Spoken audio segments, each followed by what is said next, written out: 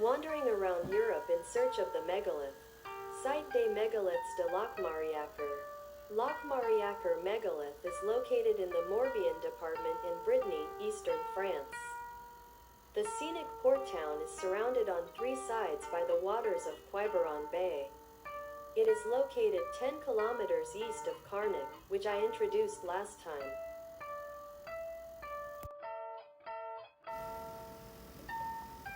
There are three ruins here.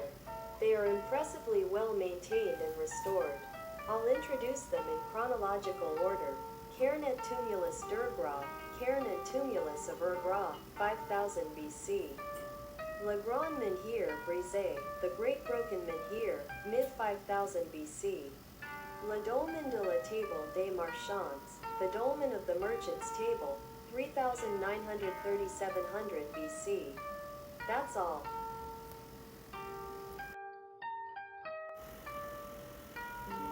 The Urgra tomb was built between the second half of the BC 6000 and the first half of the BC 5000. Based on the burial goods, this tomb is thought to be the tomb of an influential person of the time. The stone chamber is surrounded by slabs of orthogneiss stone, and the outside is covered with smaller stones. As a result, it is impossible to enter the interior. This can be contrasted with the Merchant's Table dolmen, described next, which is a passage tomb.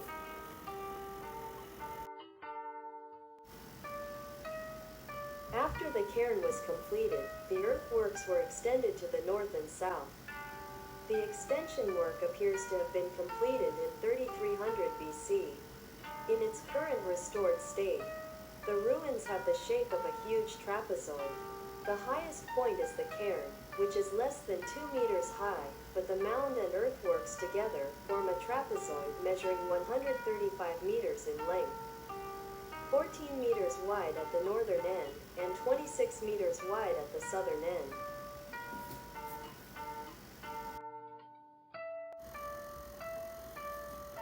Unfortunately, the northern earthwork was destroyed in the 19th century when it became a quarry.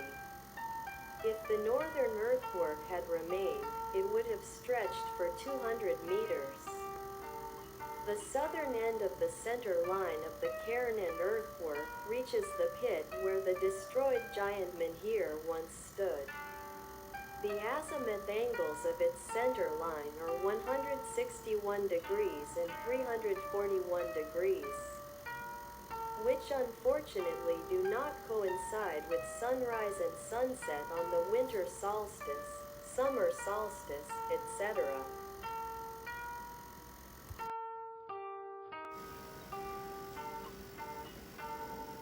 Le Grand Menhir Brisé stood around 4700 BC along with 18 other nearby menhirs.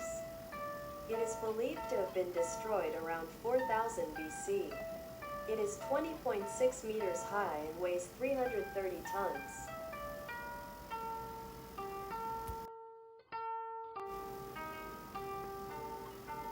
The stone was extracted from a rock formation a few kilometers from Locmariaquer. It is amazing that such a huge menhir could be transported and erected in an era without heavy machinery.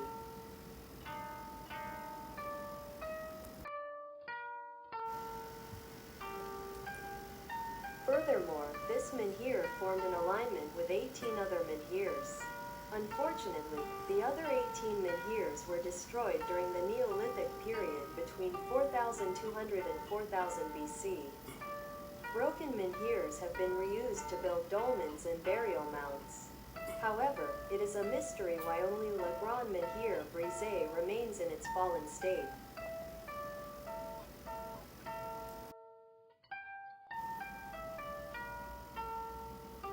The alignment extends from 20 degrees to 200 degrees in azimuth and is 55 meters long.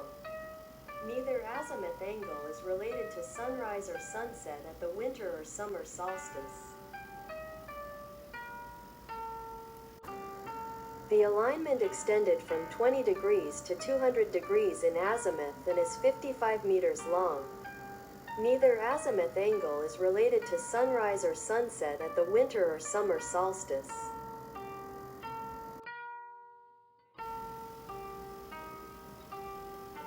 piece of a 14 meters menhir that was found next to the destroyed giant menhir was reused as the ceiling stone of the merchant's table dolmen.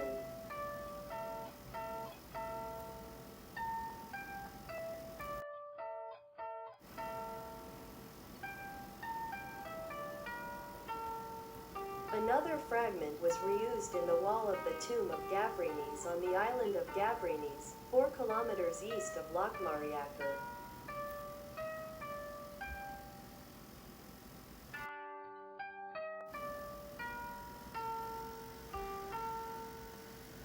The entire surface of this menhir is carved in the shape of a hoe, and when the notches in the two stones are lined up, the carvings match.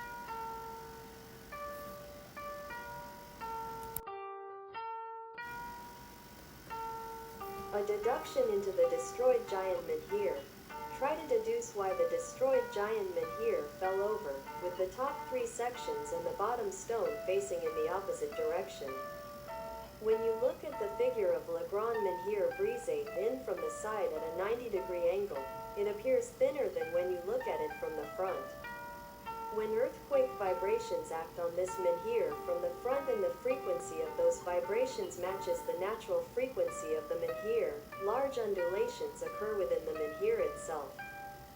It must have been unable to withstand the size of the undulation and broke at the bottom first. Thinking about it this way explains why the bottom and top parts are leaning in opposite directions. The upper part appears to have broken into 3 pieces due to the impact of the fall. Unfortunately, I could not find any explanation as to why the destroyed giant menhir was the only one left and not reused. Perhaps it collapsed much later than the other menhirs, so there was no need to reuse it.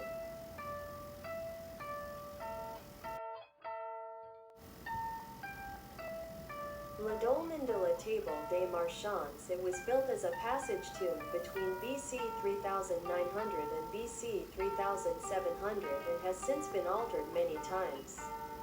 By 1993, the dolmen, as its name suggests, was a table-like structure with 3 legs and a tabletop. Excavations were carried out between 1986 and 1989, and the foundations of the cairn that had covered the dolmen were discovered.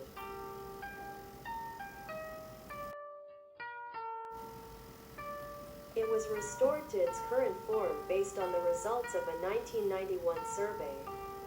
On the bottom of the ceiling stone of the chamber, you can see a large carving of an axe and part of a carving of a plow that appears to have been pulled by an ox. As mentioned above, this is a reused part of the 14 meters menhir.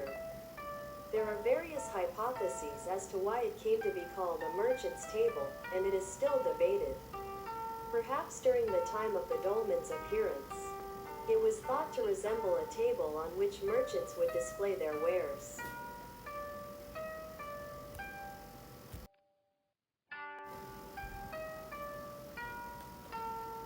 How is this passage tomb used as a calendar? There is a passageway leading from the stone chamber to the outside, allowing people to enter and exit. The azimuth angles of the passage are 125 degrees and 305 degrees. The azimuth angle of 125 degrees corresponds to the sunrise on the winter solstice. An azimuth angle of 305 degrees is close to the direction of the summer solstice sunset in this region. However, it is unclear how this passage tomb should be observed. With an azimuth angle of 125 degrees, the sunlight at sunrise on the winter solstice should brightly illuminate the back wall of the chamber. But I can't find any such detailed description. Could it be that the slope of the passageway, or the topography of the ground, prevents the sunlight from illuminating the walls of the burial chamber at sunrise on the winter solstice?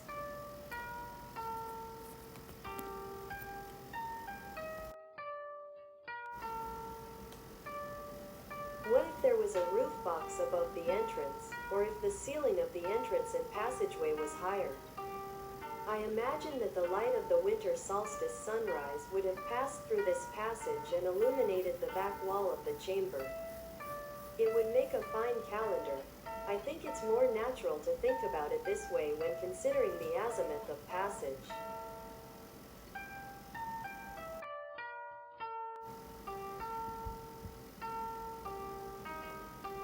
A roof box is a window opened above the entrance to the ruins of Newgrange in Ireland. From here, sunlight at sunrise on the winter solstice illuminates the back wall of the stone chamber.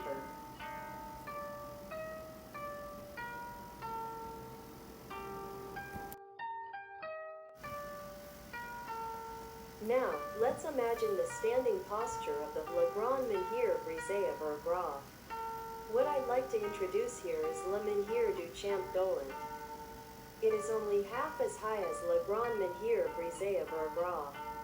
The menhir is made of pinkish granite, is about 10 meters high, and weighs 100 to 150 tons. It is 2.5 meters high at its widest point and has an oval shape measuring 8.7 meters. I was overwhelmed by this menhir. Le Grand Menhir Brisé of Urgraf stood 20 meters tall, just like this 2 times tall. It must have been much more impressive.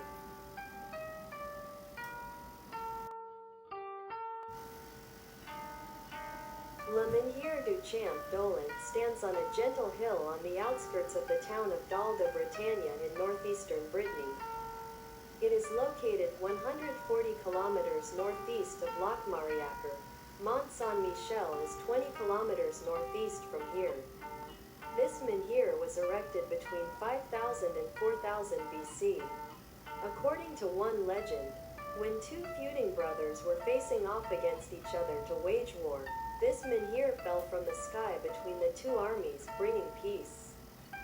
Another legend says that it will sink 1 inch, about 2.5 centimeters, every 100 years, and when it is completely buried, the world will end.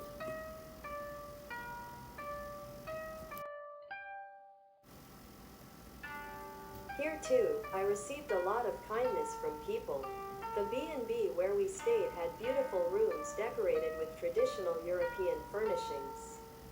We were able to relax thoroughly. After visiting Carnac, on our last day we visited the site888 Megalith de Locmariaquer.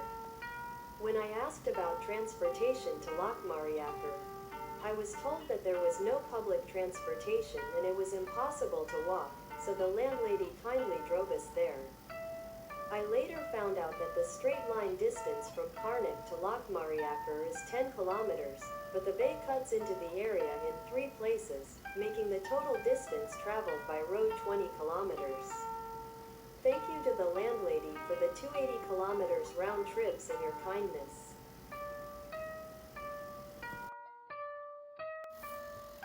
The background music for this YouTube video is played on the koto. I had used koto music in many of my YouTube videos. Today, I'd like to introduce you to the Japanese musical instrument, the koto. In Japan, the koto is respectfully referred to as a koto. The koto is similar to the European harp, but the main difference is that the strings are strung vertically and horizontally. The koto also features beautiful Japanese ornaments. Koto performer, BGM, H. Kaneda YouTube production, Megalith FM narration, Google Translate.